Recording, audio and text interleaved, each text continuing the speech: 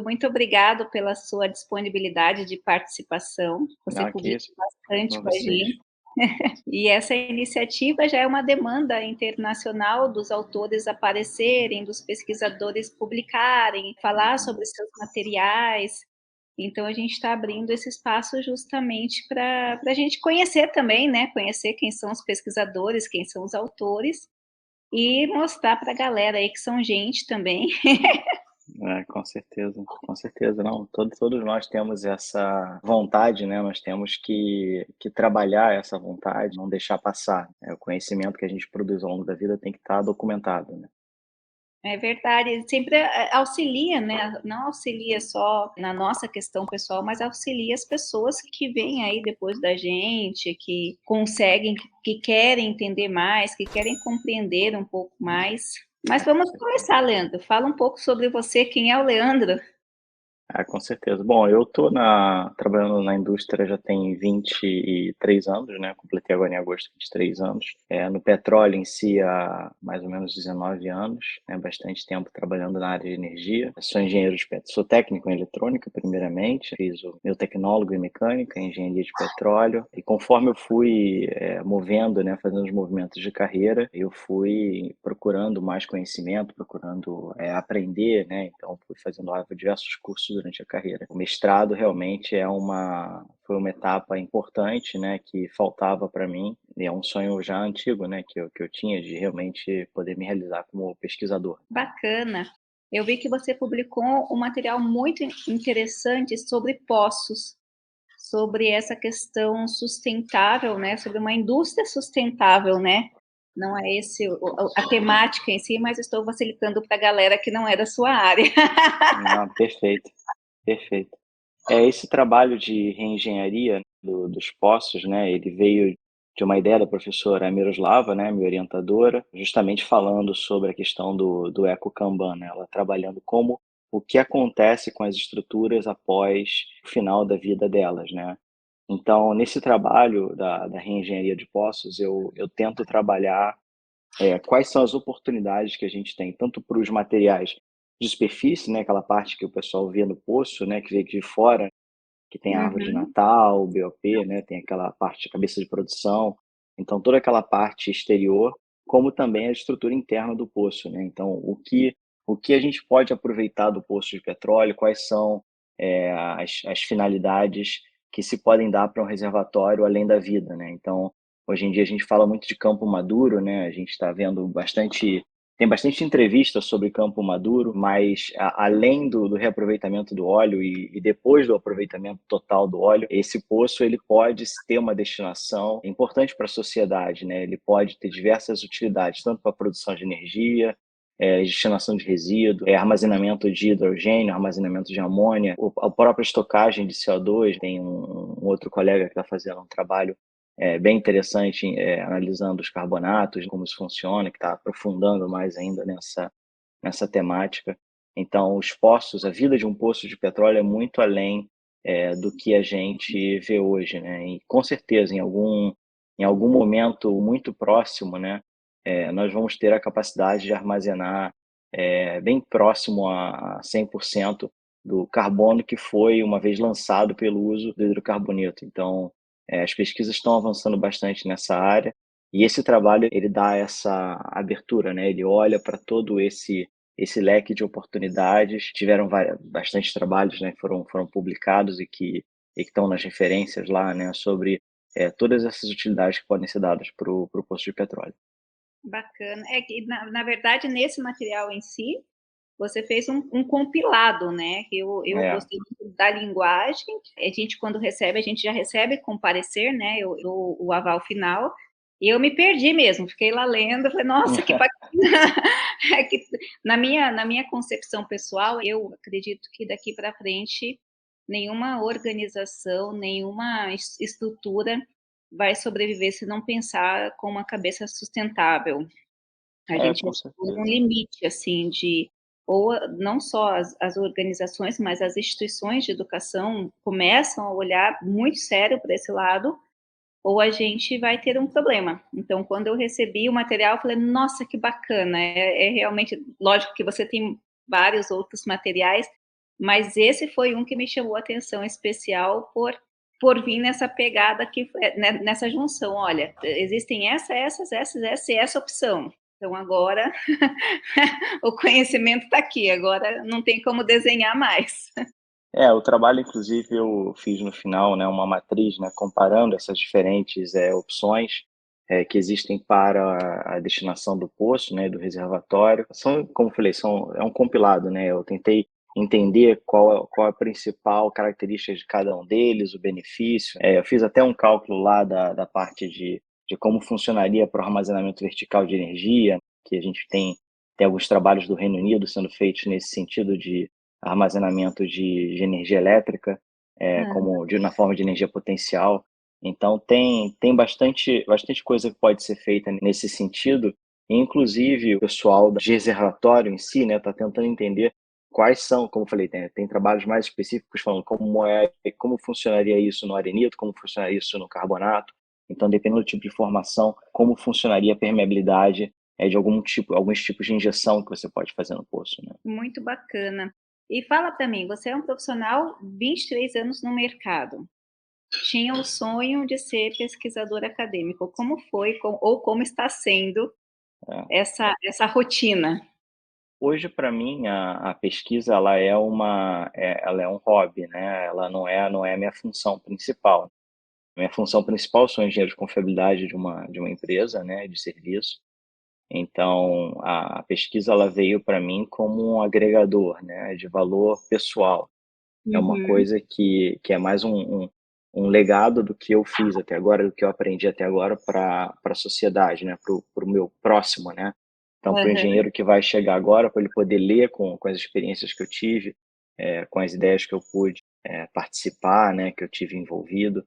Então, deixar esse testemunho documentado, é uma coisa que fez para mim um sentido pessoal, né. Os que já trabalharam comigo, né, os estagiários, né, que passaram na carreira, que hoje são engenheiros, né, gerentes, já estão Uhum. bem avançados na carreira, eles sabem bem o valor que eu dou para a questão do desenvolvimento pessoal, né, de cada um deles. Então, eu acho que deixar tudo isso documentado faz parte do nosso processo. Eu acho que mais do que um hobby, né, eu posso dizer que é quase um dever de todos nós deixar esse conhecimento documentado. É interessante você falar isso, porque assim, existem muitas pessoas.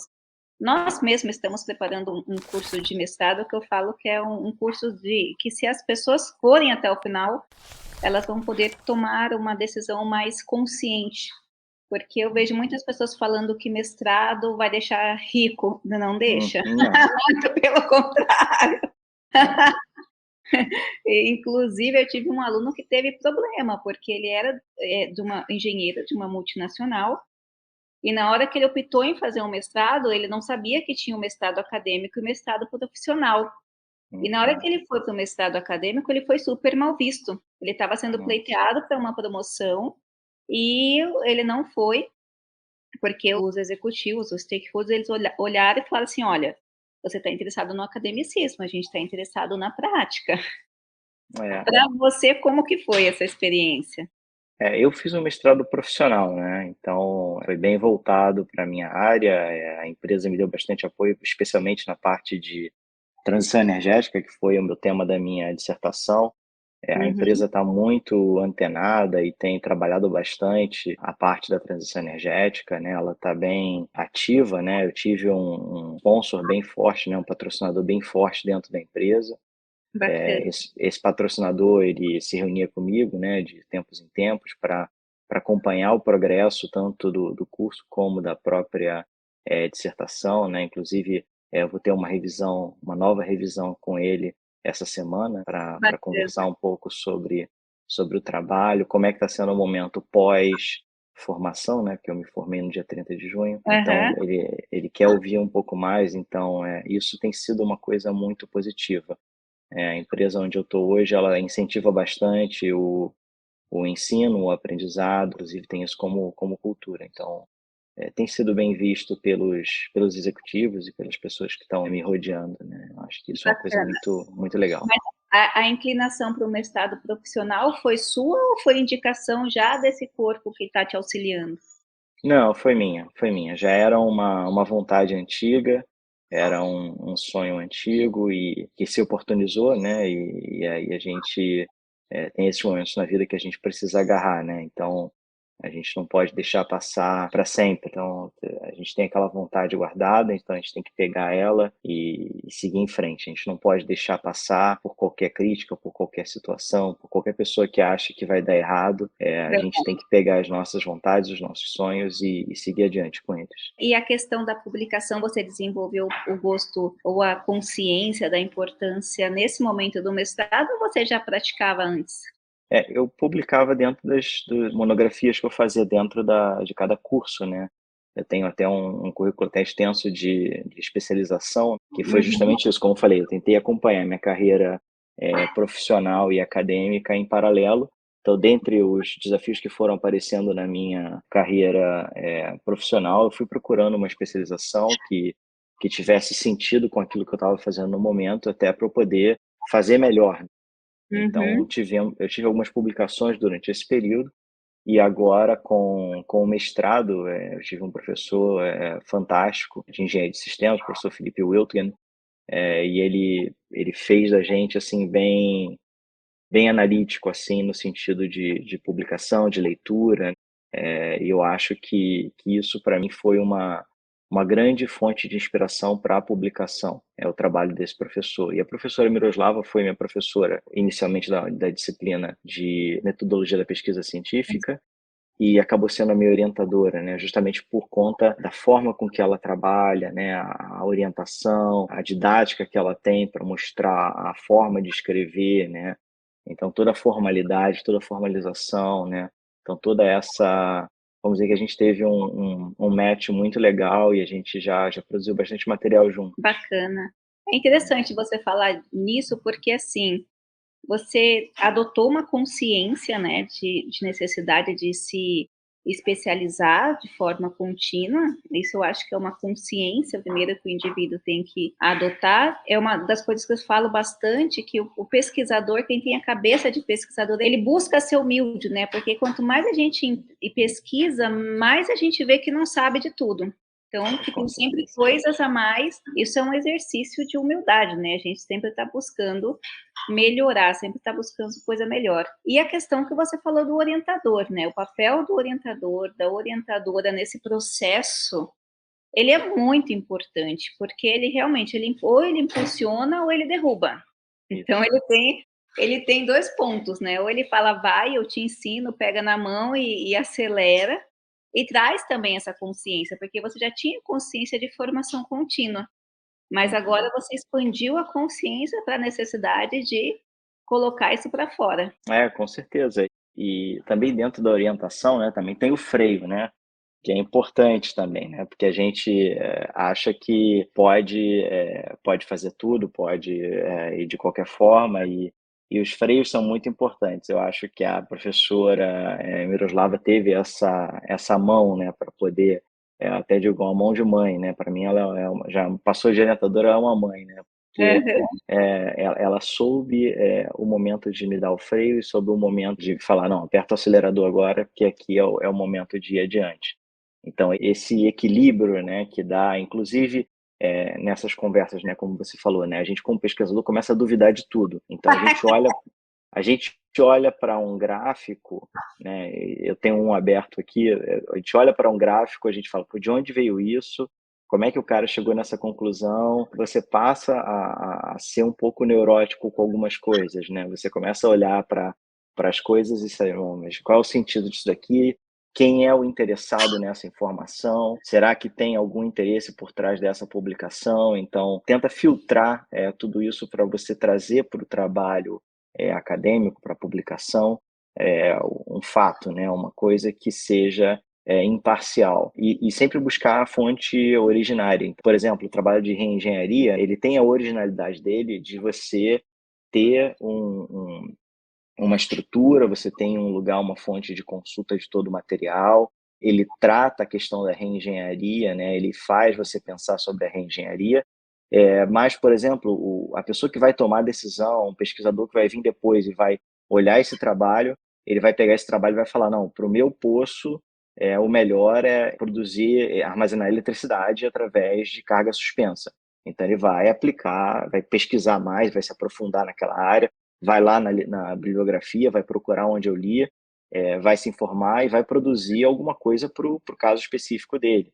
Ou então você vai ter uma outra pessoa que fala, não, tem vários poços de terra aqui no Nordeste ou aqui nos Estados Unidos, e eu vou pegar esses poços e vou utilizar eles para armazenar CO2. Então eu vou vender o espaço para armazenamento permanente de CO2, né, que é uma grande procura que se fala, né, do CCUS.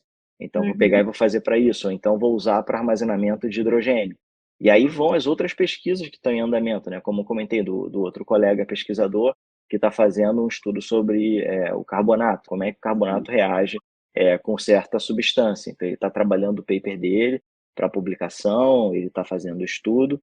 Então ele vai, a pessoa que vai pegar esse trabalho nosso publicado, vai poder decidir o que vai fazer com base na sua necessidade de negócio. Então, a vida econômica do poço não termina com o final do poço. Aquele poço vai continuar gerando para você receita de outras formas. Então, é só você entender qual é a melhor aplicação e o melhor retorno para o tipo de poço que você tem. Essa frase ficou servindo para várias áreas, hein? A vida do poço não termina no final do poço. Exatamente. Dá para. Filosófico. Filosófico. Eu não estendi tanto, mas sim, ou seja, é sempre é a própria ideia da reengenharia, né? Como repensar o negócio, né? Tudo começou com essa ideia. Como repensar o negócio. Então a gente começa a repensar o negócio e fazer a reengenharia da desengenharia de tantas coisas, que foi a sugestão da professora Miroslava. E ela falou, não, e como é que você faz isso na sua área? Né? E aí veio a reengenharia da desengenharia do poço. Então, o final do poço não é o final do poço. Nunca pode ser um novo começo. Nunca é sempre um novo começo, isso aí. Exatamente. Nossa, muito bacana. Bom, a gente está com 18 minutos, eles vão cortar um pouco, né, na nossa fala, eles pedem para ficar na faixa do 10, mas está tão gostoso, estou aprendendo bastante aqui, a cabeça vai a mil já. Você quer deixar alguma coisa para a gente final? Quer falar um pouco da sua experiência? Quer deixar um recado? Eu acho que o ponto mais importante que eu deixo para todos é que ninguém tem que se limitar, né? Eu acho que a gente tem que sempre estar se desafiando cada vez mais, a fazer mais, a seguir os nossos sonhos, seguir os nossos objetivos. Não existem limites, né? A gente só tem que ter, claro, a consciência e o pé no chão de onde a gente pode alcançar e dar passos conforme a gente consegue com as pernas, né? Não dar nenhum passo maior que a perna, mas não perder de visão o objetivo, né? Então, eu tenho meus objetivos profissionais, eu tenho meus objetivos pessoais. Cada passo que eu dou, tanto para um quanto para o outro, eles vão dentro do ritmo que eu consigo caminhar. Então, é importante que não deixar de sonhar jamais, mas manter os sonhos dentro dos passos que a gente pode dar, né? Como a gente faz em gestão de projeto, é um pedacinho de cada vez e a gente chega e conclui um projeto maior, né? Então, Uma essa é a minha lógica. mensagem final. Uma lógica dentro de uma lógica e dentro de uma constância. Exatamente. Eu acho que juntando só, complementando o que você falou, que é verdade. Eu acho que a gente nunca pode desistir de nada. Sempre ser coerente, né? Ver os dados reais, como você estava falando, não os dados que lhe aparecem, né? Porque a vida aparece um monte de dados e você vai tratando esses dados, vai minerando os dados para escolher quais são válidos ou servem ou não para você e que forma você vai olhá-los. Eu acho que é isso, acho que a gente não tem que desistir com nada, buscar conhecimento para que a gente consiga ter pensamento crítico com tudo e poder fazer as melhores escolhas de formas mais conscientes. Não, perfeito, excelente. Certo? Leandro, brigadão, muito prazer Obrigado, mestre. aqui. Espero que você continue publicando, realmente são materiais que eu gosto bastante, é uma linguagem muito tranquila, é até uma crítica às vezes, porque assim, uma crítica positiva nesse caso, né?